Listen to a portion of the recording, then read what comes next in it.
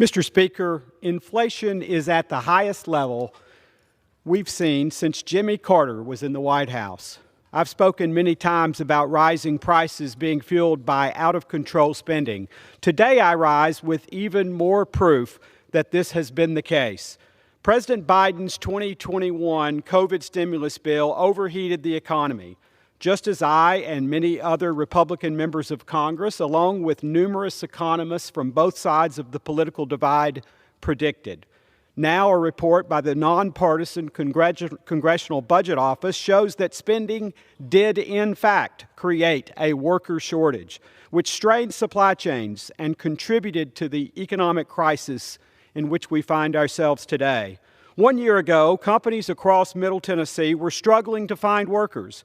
More than 160,000 Tennesseans were unemployed, yet 218,000 jobs were available. Folks were earning $15.75 an hour to stay home because of the unnecessary $2 trillion bill pushed through by congressional Democrats on a party line vote.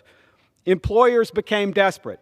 Many were forced to offer massive sign-on bonuses and other incentives just to find enough workers to continue operating as normal. Unfortunately, some had to close their doors. Tennessee's Governor Bill Lee, a business owner himself, recognized the damage enhanced federal unemployment benefits were causing on restaurants and retail stores. He noticed many couldn't compete with $300 a week from the federal government on top of state unemployment benefits. Fortunately, he put a stop to the flow of federal unemployment dollars in Tennessee, and he was right.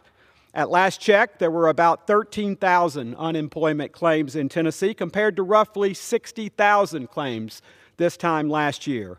Still, the cost of living has increased every month under the Biden administration, and the nonpartisan Congressional Budget Office projects it will continue to impact Americans at least into 2023. This is what happens when you do what's politically expedient. This is the direct result of runaway deficit spending. The Federal Reserve is now having to be the adult in the room and raise interest rates to lower inflation.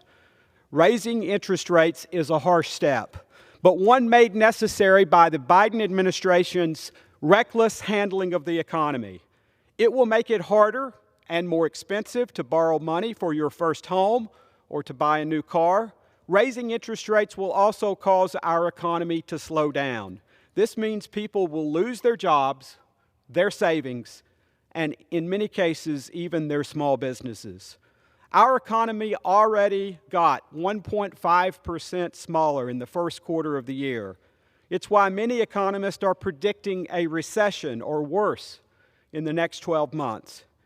It didn't have to be this way.